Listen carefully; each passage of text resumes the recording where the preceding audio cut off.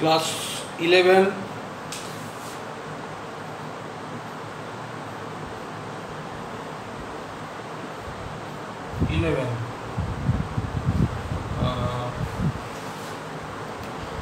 আমরা মেজারমেন্ট করছিলাম, ডাইমেনশনের অ্যাপ্লিকেশানগুলো দেখছিলাম। আজকে যেটা দেখাবো, আজকেও ডাইমেনশনের অ্যাপ্লিকেশানই দেখাবো। অ্যাপ্লিকেশানটা হচ্ছে deducing relation among the physical quantities. Deducing relation among the physical quantities অর্থাৎ বিভিন্ন ভৌত রাশিগুলির মধ্যে সম্পর্ক নির্ণয়। সরাসরি আমরা ফিজিক্সে যে ইকুয়েশনগুলো ইউজ করি সেই ইকুয়েশনগুলো আমরা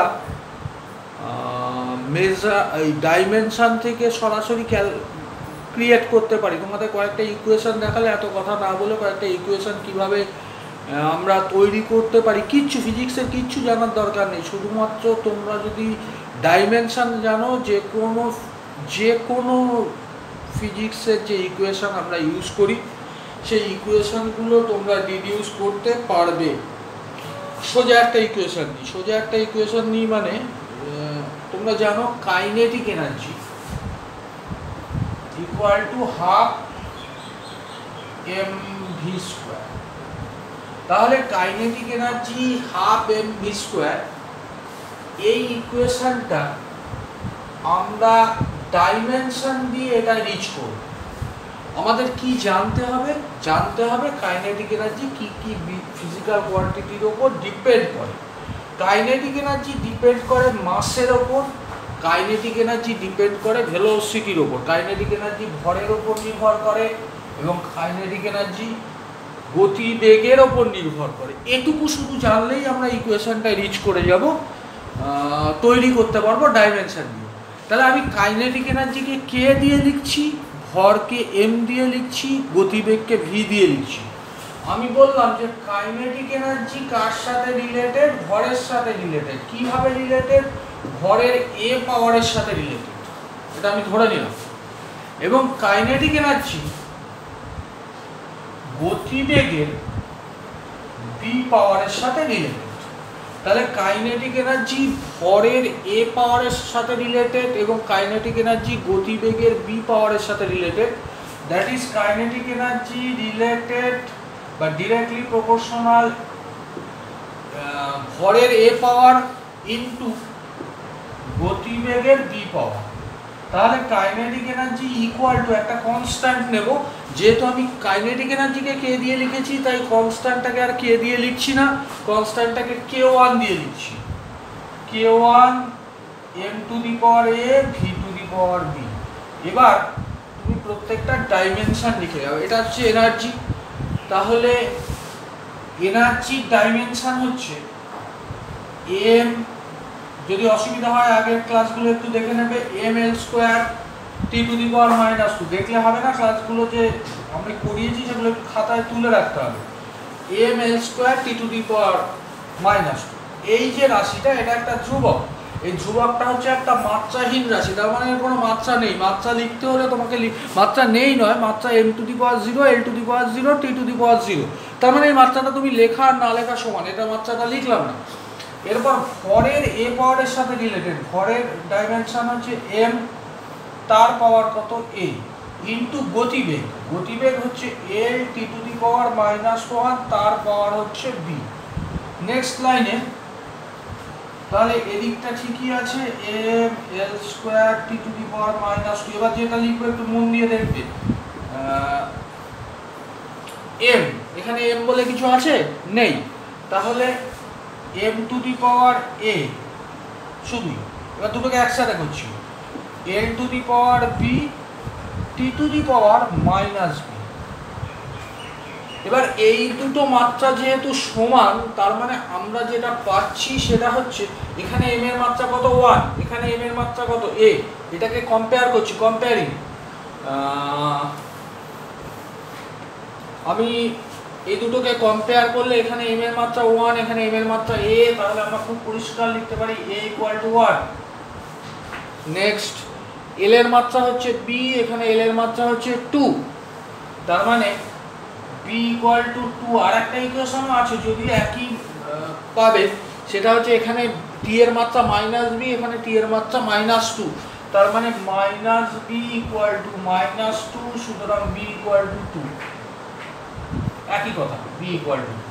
এবার প্রথম ইকুয়েশনটা চলে যাও, সেটা হচ্ছে আমি না মুছলাম,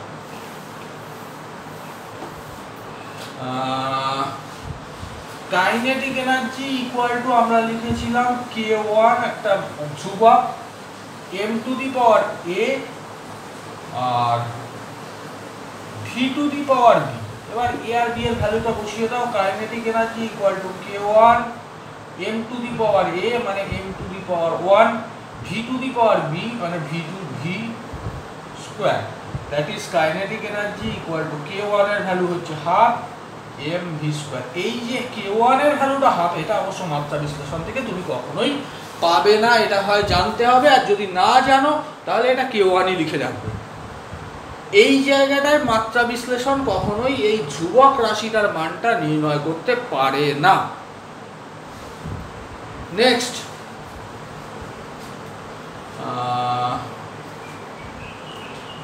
বুঝলাম পৃথিবীর যে কোনো ইকুয়েশন, ধরো এই ইকুয়েশনটা E সমান সমান mc স্কয়ার, জানো তো ইকুয়েশনটা আইনস্টাইনের ইকুয়েশন, শক্তি এবং ভরের মধ্যে সম্পর্কযুক্ত। E সমান সমান হচ্ছে mc স্কয়ার। এই ইকুয়েশনটা যদি তুমি ডিডিউস করতে চাও তাহলে তোমাকে এটা জানতে হবে যে এনার্জি কার কার সাথে রিলেটেড, m এর সাথে রিলেটেড, ভর আর কার সাথে রিলেটেড, আলোর গতিবেগের সাথে রিলেটেড। কিভাবে রিলেটেড? ধরো আমি জানি না, আমি জানি m এর সাথে রিলেটেড আর এটার সাথে রিলেটেড, খুব সিম্পল। আমি বলছি যে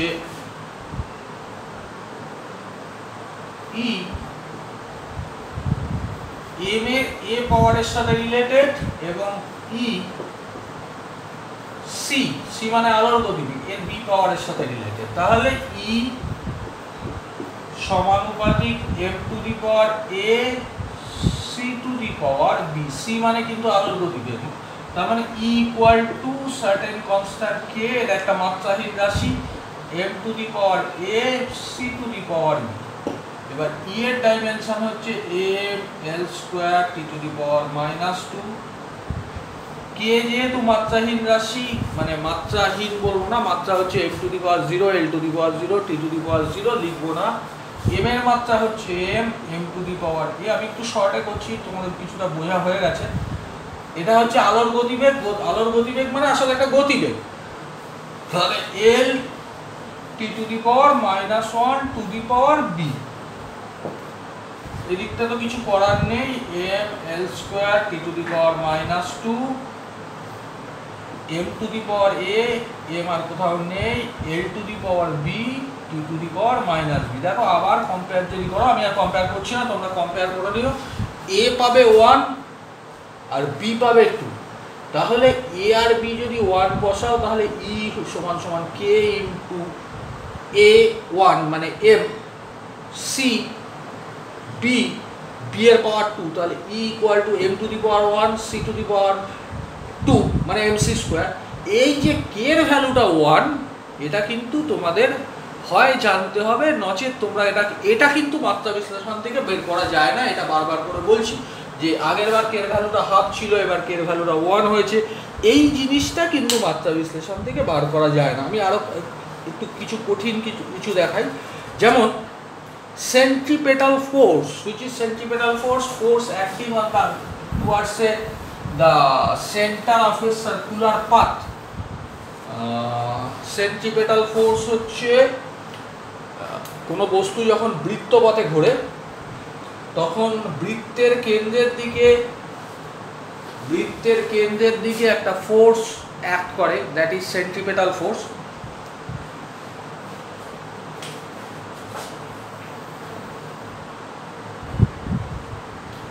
The particle is rotating in a circular path with velocity v. The mass of the particle m, it is the center of the circular path. This is radius of the circular path is r. A particle of mass m rotating in a circular path with velocity v the radius of the circular path R. এই কন্ডিশনে always একটা পার্টিকেলের সেন্টারের দিকে একটা force থাকে যাকে বলা হয় সেন্ট্রিপেটাল ফোর্স। সেন্ট্রিপেটাল ফোর্সের ফর্ম হচ্ছে mv²/r। এটা আমি জানি, তোমরা জানো না, কিন্তু তোমাদের যেটা জানতে হবে যে সেন্ট্রিপেটাল ফোর্স কার কার উপর ডিপেন্ড করে, মাসের উপর ডিপেন্ড করে, ভেলোসিটির উপর ডিপেন্ড করে। কী করে ডিপেন্ড করে সেটা আমরা ইকুয়েশন থেকে বুঝতে পারছি, কিন্তু আমি জানবো যে আমি ভেলোসিটির ওপর কী করে ডিপেন্ড করে জানি না, আর রেডিয়াসের ওপর ডিপেন্ড করে সার্কুলার পাথে। তাহলে centripetal force is depending on mass to the power a. Centripetal force is directly proportional to the velocity to the power b. Centripetal force is depending radius of the circular path to the power c. তাহলে centripetal force মাসের ওপর এ পাওয়ারের সাথে সমানুপাতিক, ভেলোসিটির B পাওয়ারের সাথে সমানুপাতিক, এবং বৃত্তের ব্যাসার্ধের সি পাওয়ারের সাথে সমানুপাতিক। আমি ধরে নিলাম, এই যে আমি ধরে নিচ্ছি এই জিনিসটা কিন্তু আমাকে জানতে হবে যে সেন্ট্রিপেটাল ফোর্স কার কার ওপর ডিপেন্ড করে, না হলে কিন্তু আমি ডাইমেনশন দিয়ে বার করতে পারবো। তাহলে সেন্ট্রিপেটাল ফোর্স আমি যদি একসাথে করি directly proportional to m to the power a, আমি পুরোটাই করে দিচ্ছি, v to the power b r to the power c, that is centripetal force equal to k into m to the power a, v to the power b, r to the power c, that is centripetal force equal to k into dimensionless by m to the power 0, l to the power 0, t to the power 0. m এর dimension হচ্ছে m, ভরের dimension, এগুলো মনে রাখতে হবে। Velocity এদিকে ডাইমেনশনটা তো দেখিনি, এইটা কিন্তু ফোর্সের ডাইমেনশন হচ্ছে M L T to the power -2। আগের খাতা দেখবে, আগের ভিডিওগুলোতে আমরা করেছি, ওগুলো নিয়ে বসবে পরের ক্লাস করার সময়। M L T to the power -2, K M to the power A, L T to the power -1 to the power B, this is radius, radius মানে একটা লেন্থ, তার মানে L to the power C. Next আমি এখানে চলে গেলাম, এদিকে dimension নিয়ে অসুবিধা নেই, M L T to the power -2। এবার এদিকটা একটু ভাবো, এদিকটা কি আছে, এখানে এম এর পাওয়ার এ আছে, আর কোনো এম আছে এইগুলোতে নেই, তাহলে এম টু দি পাওয়ার এই থাকবে।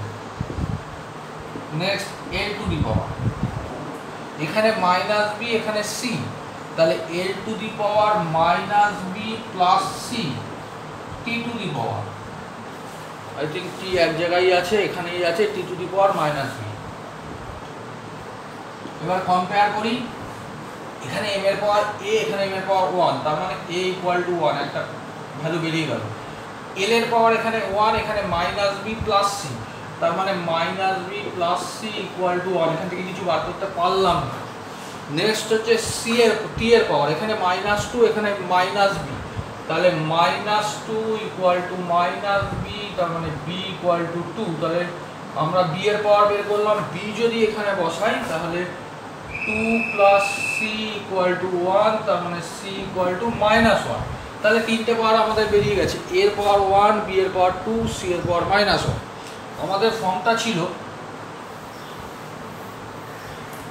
fc = centripetal force = k into m to the power a is 1, v to the power b, b এর পাওয়ার 2, r to the power c, c এর পাওয়ার হচ্ছে -1। তাহলে দেখো কত ইন্টারেস্টিং চলে এসেছে। তাহলে fc = k into mv², r to the power -1, এটাকে আমি নিচে লিখতে পারি mv²/r। দ্যাট ইজ, এবার আমাকে জানতে হবে যে k এর ভ্যালুটা কত। যদি তুমি জানো তাহলে বসাবে, যদি না জানো তাহলে বসাবে না। আমরা জানি যে k = 1, এইটা কিন্তু আমরা ডাইমেনশন থেকে কখনোই পাই না, এটা mv²/r।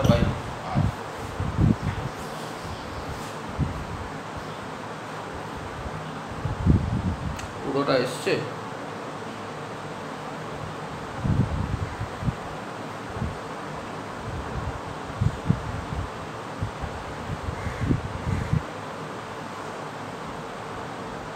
হ্যাঁ পুরোটাই এসছে, ঠিক আছে। আমাকে মাঝে মাঝে দেখতে হচ্ছে অ্যাকচুয়ালি যে মানে স্ক্রিনে পুরোটা আসছে কিনা, মাঝে মাঝে একটা ভিডিও করি দেখি স্ক্রিনের মধ্যে পুরোটা আসেনি, আবার পুরো মুছে ফেলতে হয়, নতুন করে করতে হয়।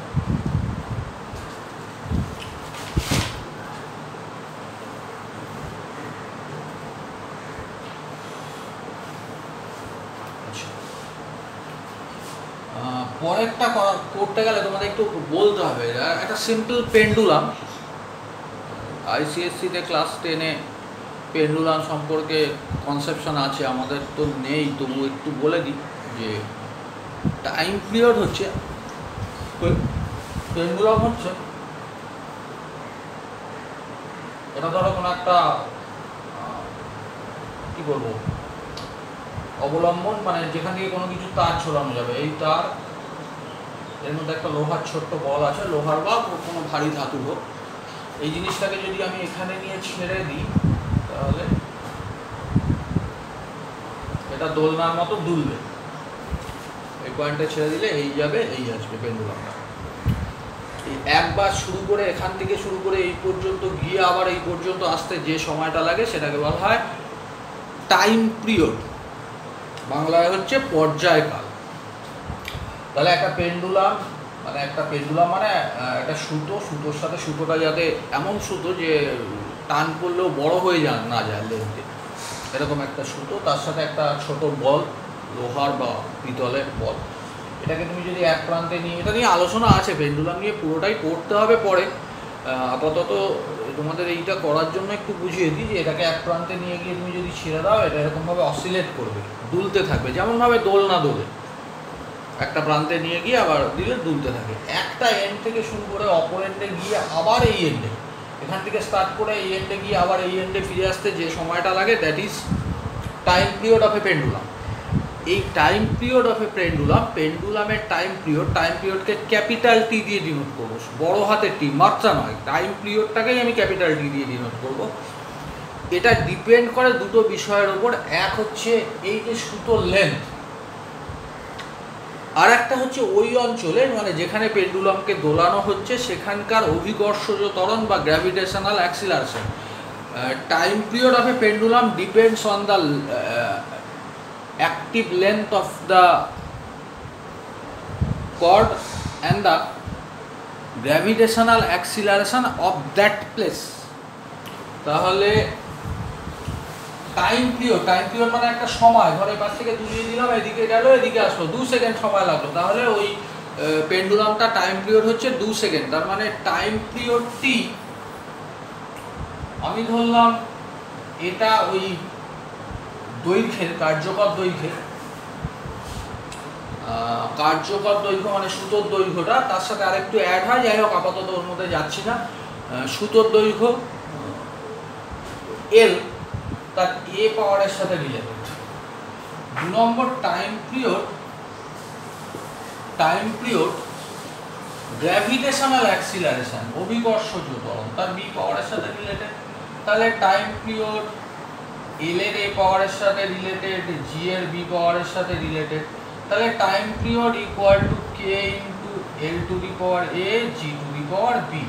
এবার তোমাকে ডাইমেনশনগুলো বসাতে হবে, ডাইমেনশন এইখানে কিন্তু একটা গন্ডগোল হয়ে যায়, সেটা হচ্ছে এটা একটা সময়, এর ডাইমেনশনও টি, ভর নয়, দৈর্ঘ্য নয়, শুধু সময়, তাহলে শুধু টি বা এম টু দি পাওয়ার 0 এভাবে লিখবো, M to the power 0 L to the power 0 T, এটা না লিখলে পরে আবার কম্পেয়ার করতে অসুবিধা হবে।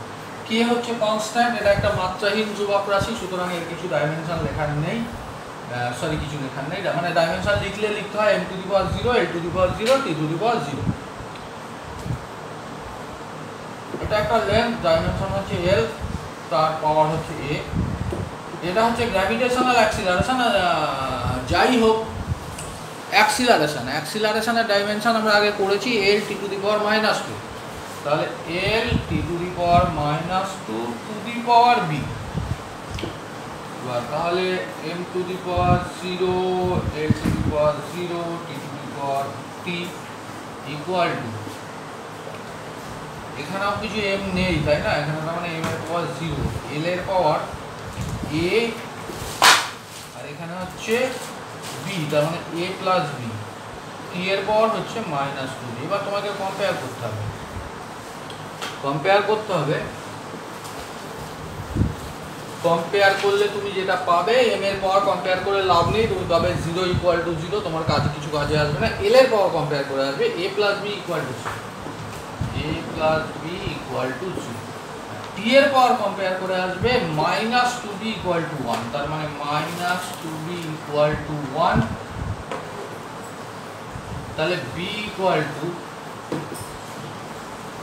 Equal to minus half. আর বি এর এই ভ্যালুটা যদি এখানে বসাও a plus minus half equal to 0, তাহলে a equal to plus half. তাহলে আমরা ইকুয়েশনে চলে যাই, মুছে দিলাম। সেটা হচ্ছে time period t equal to k into l to the power a ছিল, তার মানে l to the power half, আর g to the power b ছিল, gটা হচ্ছে মাইনাস হাফ, মানে হাফ মানে হচ্ছে রুট, মাইনাস হাফ মানে নিচে গিয়ে রুট। তাহলে time period k equal to root l by g, half মানে রুট, এটাতেও রুট কিন্তু এটার আগে মাইনাস আছে, সুতরাং এটা নিচে চলে যাবে, l by g, k equal to t equal to constant k into root of l by g।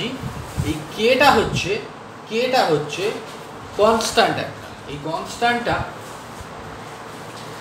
এর ভ্যালুটা হচ্ছে t ইকুয়াল টু 2 পাই, এই কনস্ট্যান্টের ভ্যালুটা হচ্ছে 2 পাই। এইটা আমাদের ডাইমেনশন কোনোভাবেই বলতে পারে না, এটা কিন্তু বারবার করে বলছি, এটা একটা ডিফেক্ট ডাইমেনশনের, যে ডাইমেনশন কখনো ওই কনস্ট্যান্ট আর ভ্যালুটাকে বলতে পারে না। ডাইমেনশন থেকে আমরা এটাই পাবো, তো শুধুমাত্র এই ইকুয়েশনটা কি রিচ করতে পারবে, এটা তোমার জানতে হবে, ঠিক আছে? তাহলে t equal to 2 pi into root l by g বা এক্সপেরিমেন্টালি বের করতে হবে। এবার আমি কতগুলো ইকুয়েশন দিয়ে দেবো, তোমরা ডাইমেনশন থেকে সেই ইকুয়েশনগুলো রিচ করার চেষ্টা করবে, বাড়িতে করবে, আর না করলে নিজেদেরই ক্ষতি।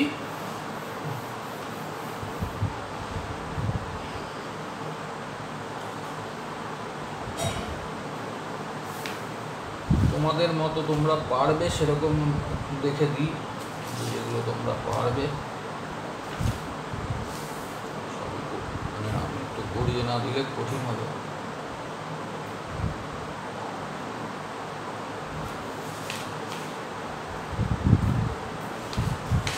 যে কোনো ছোট ছোট ইকুয়েশন নিয়েই শুরু করতে পারো।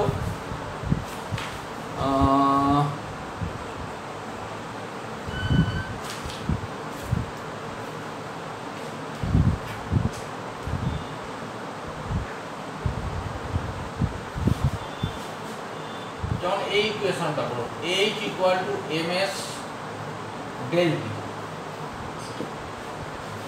হিট অ্যাবজর্ব বা হিট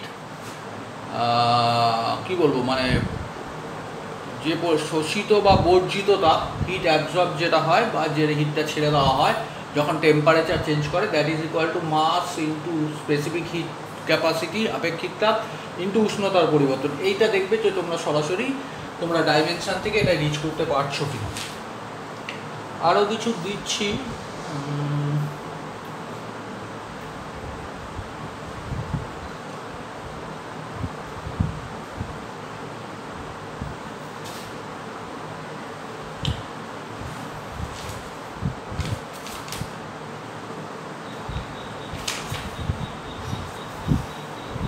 আচ্ছা আমি একটু পড়িয়ে নিই, পরে দিচ্ছি, একটু খুঁজে দিতে হবে, মানে সবগুলো ইকুয়েশন দিয়ে দিলেই, সব ইকুয়েশনগুলো দিয়ে দিলেই তোমরা পারবে না।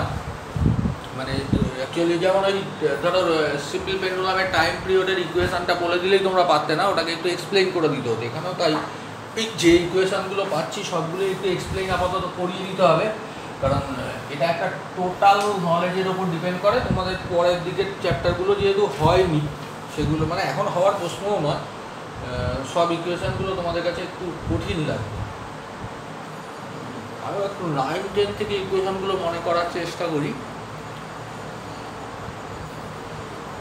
9-10-এ যে ইকুয়েশনগুলো ছিল, ও এই ইকুয়েশনটা দিয়ে করতে পারো, V equal to N lambda, এই ইকুয়েশনটা বার করার চেষ্টা করতে পারো। মনে আছে তো যে তরঙ্গের গতিবেগ সমান সমান কম্পাঙ্ক ইন্টু তরঙ্গ দৈর্ঘ্য, যদিও এটা সোজা হয়ে যাচ্ছে, কম্পাঙ্ক হচ্ছে কম্পাঙ্ক মানে 1 বাই টাইম পিরিয়ড। সুতরাং টাইম পিরিয়ডের ডাইমেনশন যদি টি হয়, দুটো টি কিন্তু একসাথে হয়ে যাচ্ছে, টাইম পিরিয়ডকেও ক্যাপিটাল টি দিয়ে ডিনোট করা হয়, আবার সময়ের ডাইমেনশনকেও টি দিয়ে ডিনোট করা হয়। তাই টাইম পিরিয়ডের ডাইমেনশন ডিনোট করা হচ্ছেও টি দিয়ে, তার ডাইমেনশনও টি, তাহলে কম্পাঙ্কের ডাইমেনশন হয়ে যাবে টি টু দি পাওয়ার -1। আমি দেখছি আর যদি সেরকম কিছু থাকে যেগুলো তোমরা, আমি মেইনগুলো করিয়ে দিয়েছি, বাকি যেগুলো দেখছি যেগুলো আছে এখানে সেগুলো ঠিক তোমরা এখনই বুঝতে পারবে না। নেক্সট একটু লেখো সিগনিফিকেন্ট ফিগার, খুব ইম্পর্টেন্ট। সিগনিফিকেন্ট ফিগার হচ্ছে কাকে বলে, যে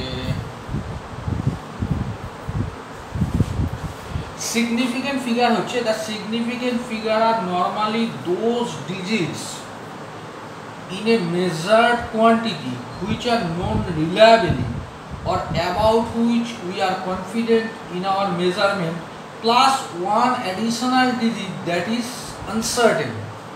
তার মানে আমি যখন একটা মেজারমেন্ট পাচ্ছি, এবার আমরা মেজারমেন্টে চলে যাচ্ছি ডাইমেনশন থেকে, আমি যখন একটা মেজারমেন্ট পাচ্ছি সেই মেজারমেন্টে, খুব বেশি বলতে পারবো না, মেজারমেন্টে যে ডিজিটগুলো আমি নিশ্চিতভাবে জানি যে এগুলো ঠিক আছে, এবং তাছাড়া একটা অ্যাডিশনাল ডিজিট, এইগুলো হচ্ছে প্লাস ওয়ান অ্যাডিশনাল ডিজিট যেটা আমি নিশ্চিতভাবে জানি না, এই টোটালটা, ধরো একটা নাম্বার আমি লিখলাম মেজারমেন্ট থেকে আমি একটা মেজার করছি কিছু, তাতে দেখা গেল যে 3টে ডিজিট আমি নিশ্চিতভাবে জানি, একটা আমার অনিশ্চিত, তাহলে 3টে সিগনিফিকেন্ট ফিগার প্লাস যেটা অনিশ্চিত সেটাও সিগনিফিকেন্ট ফিগার।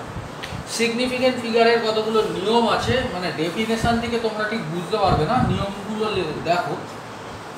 আমি যদি 13.75 এরকম একটা ডিজিট লিখি, সিগনিফিকেন্টের ফিগারের বাংলাটা আমি বলতে পারলাম না, একটু বই থাকলে দেখে নিও। 13.75 একটা ডিজিট লিখি, তাহলে এটা এই 3টে নিশ্চিত, এটা অনিশ্চিত, তাহলে এর সিগনিফিকেন্ট ফিগার হচ্ছে 4।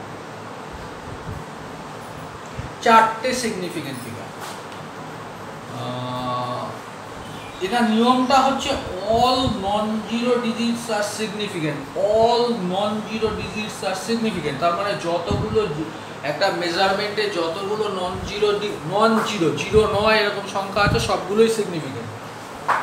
নেক্সট নিয়ম হচ্ছে all zeros between two non zero digits are significant, মানে তুমি যদি 100.05 এটা লেখো, 100.05 লেখো, তাহলে এটা সিগনিফিকেন্ট এবং এই দুটো সিগনিফিকেন্ট ফিগারের মধ্যে যতগুলো জিরো আছে সব সিগনিফিকেন্ট, তাহলে 100.05 এর সিগনিফিকেন্ট ফিগার হচ্ছে 5। বোঝা গেল? 3 নম্বর লেখো, all zeros to the right of a non-zero digit but to the left of an understood decimal point are significant. For example,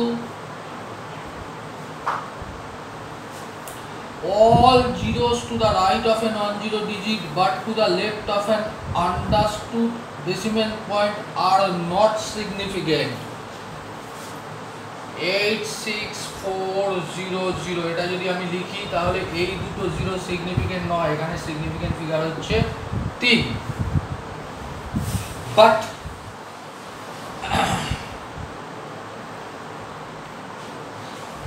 But if they come from a measurement, for example 86400 second has 5 significant figure, কিন্তু আমি যদি লিখি 86400 second, this is comes from a measurement, আমি আগে লিখলাম 86400 just একটা number, আমি কোনো মেজারমেন্ট বলিনি, কিন্তু আমি লিখলাম 86400 সেকেন্ড, তাহলে এর সিগনিফিকেন্ট ফিগার হচ্ছে 5টা।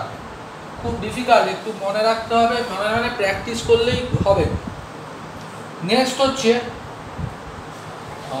all zero to the right of a non-zero digit but to the left of a decimal point are significant. For example, কিন্তু আমি যদি লিখি 64800 পয়েন্ট বা আর একটা জিরো দাও পয়েন্ট, তারপর আমি কোনো নাম্বার লিখিনি, শুধু একটা নাম্বার পয়েন্ট দিয়েছি, তাহলে কিন্তু এটা সবকটা জিরোই সিগনিফিকেন্ট। তাহলে এই জায়গাটা একটু ভালো করে দেখো, এটার ক্ষেত্রে তিনটে সিগনিফিকেন্ট ফিগার, কারণ এটা কোনো মেজারমেন্ট থেকে আসেনি, কোনো পয়েন্টও এখানে নেই। এটার ক্ষেত্রে 5টা সিগনিফিকেন্ট ফিগার, কারণ এটা এটা কোনো মেজারমেন্ট থেকে এসছে, যে কারণে এই জিরোগুলো সিগনিফিকেন্ট। এটার ক্ষেত্রে কি হচ্ছে, এখানে যদি একটা পয়েন্ট দেওয়া থাকে তাহলে সিগনিফিকেন্ট ফিগার 6। আমি মনে হচ্ছে আর একটাই পয়েন্ট বলতে পারবো, তারপর আমাকে শেষ করতে হবে। পরের দিন বা আজকালের মধ্যে আবার একটা পাবে video. All zeros to the right of a decimal point are significant. So 16161.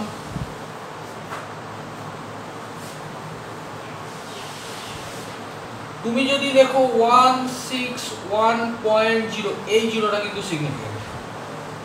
তার মানে এর সিগনিফিকেন্ট ফিগার ইউনিট থাকুক আর না থাকুক, এটা সিগনিফিকেন্ট 4। কিন্তু যদি লিখি 161.00, তাহলে এটা সিগনিফিকেন্ট ফিগার 5। সিগনিফিকেন্ট ফিগারের বাংলাটা এই মুহূর্তে আমার কিছুতেই মনে আসছে না, যদি মনে আসে পরে বলে দেবো।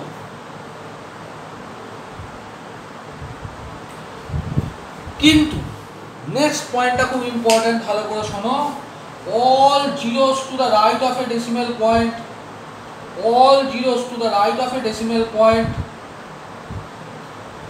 but to the left of a non-zero digit are not significant. 0.161, এটাই লাস্ট পয়েন্ট আমি আজকে বলছি। 0.161, এই জিরোটা সিগনিফিকেন্ট ফিগার সিগনিফিকেন্ট নয়, তাহলে সিগনিফিকেন্ট ডিজিট হচ্ছে 3। 0.00161, এটারও সিগনিফিকেন্ট ফিগার 3। এই তিনটেই সিগনিফিকেন্ট ফিগার, আর বাকিগুলো সিগনিফিকেন্ট ফিগার নয়।